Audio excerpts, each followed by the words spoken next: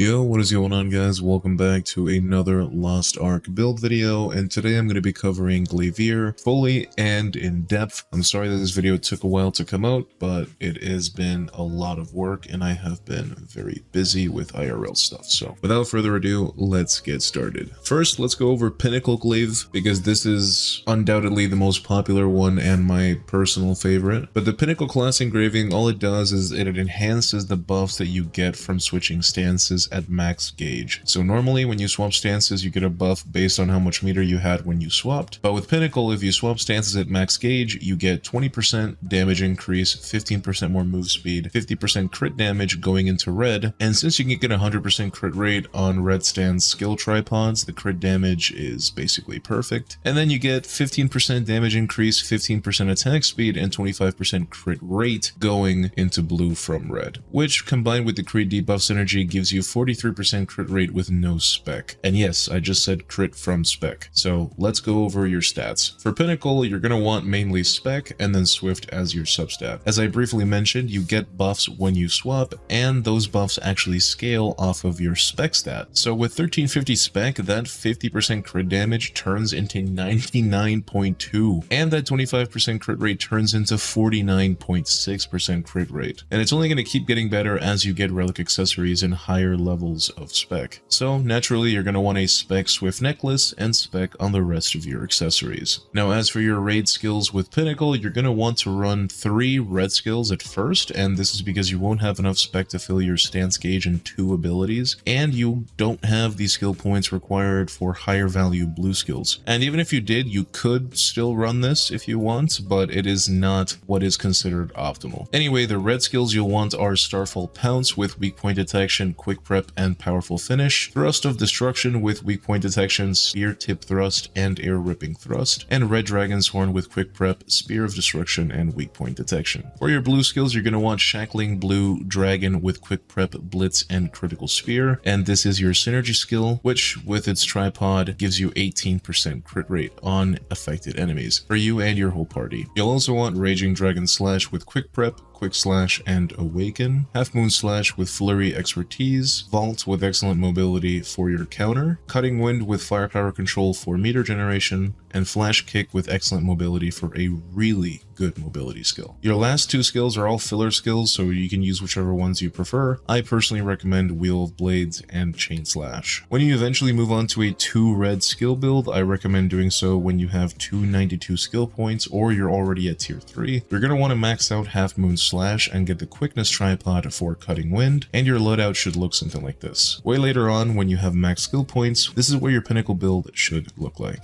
Moving on to your engravings, at first you're going to want to get Pinnacle 3 and a level of Preemptive Strike or Raid Captain, whichever one you prefer, and later on with legendary accessories in tier 3, you're going to want to get Pinnacle 3, Grudge 3, Keen Blunt 3, and Raid Captain 1. And finally, at endgame with relic accessories, you're going to want Pinnacle 3, Grudge 3, Keen Blunt 3, Cursed All 3, and Increase Mass 3. Now for your gems, you're going to want a damage and CDR gem for Starfall Pounce, Red Dragon's Horn, Raging Dragon Slash, Half Moon Slash, and Wheel of Blades, or Thrust of Destruction if you are running it. And you're going to want a CDR gem for Blue Shackling Dragon. For your runes, you're going to want Conviction on Half Moon Slash and Judgment on Wheel of Blades, Overwhelm on Raging Dragon Slash, Wealth on Starfall Pounce, Gale Wind on Red Dragon's Horn, Quick Recharge on Flash Kick, Rage on Blue Shackling Dragon, and Bleed on Chain Slash. Finally, for your gear set, you can run Harsh Oath since all of your red skills have 100% crit rate, and you're going to have way over 60% crit rate in blue stance mode with your synergy skill. Now let's talk about Control, which is your other class engraving. What this engraving does is disable red stance, and it also increases the damage of your blue skills. Now, since you can't stance change, you don't have access to the increased crit rate from the stance swap buff, and you're also going to need a lot more cooldown reduction because you have less abilities to work with. So for your stats, you're going to mainly want swiftness and crit as your secondary. This means that you're going to want a crit swift necklace and then swiftness on the rest of your accessories. Because crit is only your substat stat, you're going to need to run Preordained Argo set for the crit rate. Now for your control raid skills, you're going to want Shackling Blue Dragon with Quick Prep, Blitz, and Critical Spear, Raging Dragon Slash with Quick Prep, Additional Slash, and Awaken, Half Moon Slash with Flurry Expertise, Final Decision, and Blade Tornado, Wheel of Blades with Magic Control, Weak Point Detection, and Consecutive Spin, Vault with Excellent Mobility as your counter, Wind Splitter with Magic Control, Flurry Expertise, and Downstrike, Flash Kick with Excellent Mobility, and Chain Slash with Excellent Mobility and Final Decision. You can freely run these Final Decision tripods because you don't need to worry about having enough meter to swap, and they also regenerate the amount of meter that they spend when they actually land, so it's